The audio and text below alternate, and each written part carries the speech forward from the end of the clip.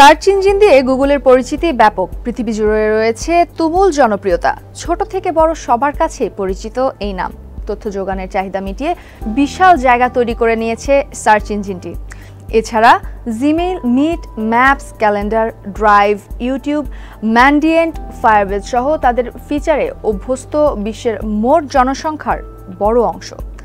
গ্রাহক সংখ্যা আরও বাড়াতে প্রতিনিয়ত নতুন নতুন ফিচার যুক্ত করছে গুগল।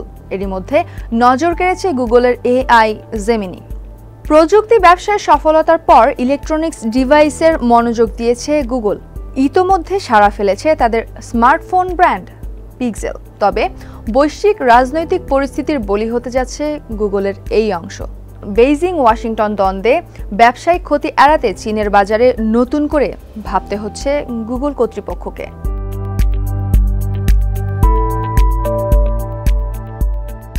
বিশ্বব্যাপী গুগলের সেবা নেওয়া মানুষের সংখ্যা বিশাল।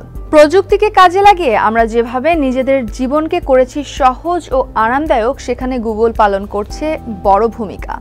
বর্তমানে গুগলের এআই জেমিনি ব্যবহার করছে প্রতি মাসে প্রায় ৩৩০.৯ মিলিয়ন মানুষ। জিমেইল অ্যাকাউন্ট আছে ১৩০ মিলিয়নের বেশি।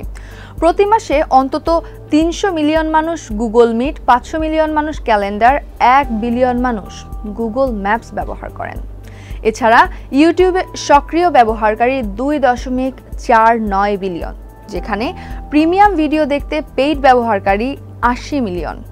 এত সব সফলতা এরই মধ্যে গুগলকে এনে দিয়েছে সম্পদশালী কোম্পানিগুলোর তালিকায় সেরা ৪-এ থাকার মর্যাদা।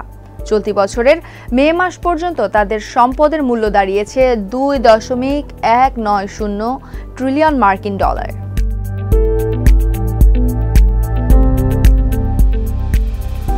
বর্তমানে পৃথিবীর ৬টি মহাদেশের ২০০টি শহরে অফিস ও ডেটা সেন্টার রয়েছে গুগলের। ১০ বছর আগে ২০১৪ সালে যেখানে গুগলের কর্মী সংখ্যা ছিল ৫৩,৬০০ জন, ২০২৪-এ এসে তা বেড়ে দাঁড়িয়েছে ১,৮২,৫০২ জনে।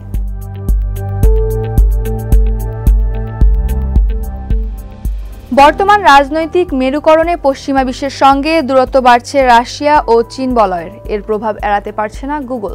২০১০ সাল পর্যন্ত চীনে তাদের ডেটা সেন্টার থাকলেও সে সময় চীন সরকার গুগলের কন্টেন্টে সেন্সরশিপ আরোপ করে। এর পরিপ্রেক্ষিতে চীন থেকে ডেটা সেন্টার তুলে নেয় গুগল। এছাড়া চীনে নিষিদ্ধ গুগলের সার্চ ইঞ্জিন, যেখানে চালু রয়েছে চীনা সার্চ ইঞ্জিন বাইদু। চীনের গ্রাহকরা গুগলের সার্চ কমিয়ে দেয় দেশটি থেকে চলতি বছরের প্রথম প্রান্তিকে প্রতিষ্ঠানটির আয় কমেছে ৩০%। ফলে এই বলয়ের বাইরে গিয়ে ব্যবসা ধরে রাখার চেষ্টা করছে গুগল। এরই ধারাবাহিকতায় বিকল্প বাজার ধরার চেষ্টা করছে গুগলের স্মার্টফোন পিক্সেল।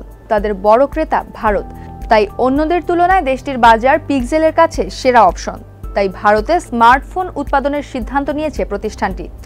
তামিলনাড়ুতে বিখ্যাত ইলেকট্রনিক্স গ্রুপ ফক্সকনের কারখানায় পিক্সেল ৮ মডেলের স্মার্টফোন উৎপাদনের পরিকল্পনা করছে গুগল। চলতি বছরের মধ্যেই শুরু হতে পারে সে কর্মযজ্ঞ। চলতি বছরের দ্বিতীয় প্রান্তিকে অন্তত ১ কোটি ইউনিট উৎপাদনের লক্ষ্য নিয়ে ভারতে কাজ করছে গুগল। ২০২৩ সালে পৃথিবীব্যাপী ১ কোটি স্মার্টফোন বিক্রি করেছে পিক্সেল, যার মাধ্যমে নতুন মাইলফলক ছুঁয়েছে গুগলের এই উদ্যোগ। এর আগে ২০১০ সালে এইটিসির সঙ্গে গুগল যৌথ উদ্যোগে তাদের প্রথম স্মার্টফোন নেক্সাস ১ বাজারে আনে।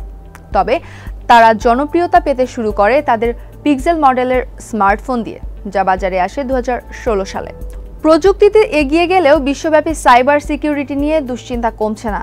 মাঝে মধ্যেই সামনে আসছে সাইবার হামলার ভয়ঙ্কর সব তথ্য, যা উলটপালট করে দেয় সামাজিক, রাজনৈতিক ও অর্থনৈতিক প্রেক্ষাপট। এবার সেসব সাইবার হামলা ঠেকাতে উদ্যোগ নিতে যাচ্ছে গুগল। কৃত্রিম বুদ্ধিমত্তা বা এআই ব্যবহার করে এই নিরাপত্তার জোরদারের ঘোষণা দিয়েছে তারা। ফলে এটি হতে যাচ্ছে গুগলের পরবর্তী সবচেয়ে বড় উদ্যোগ।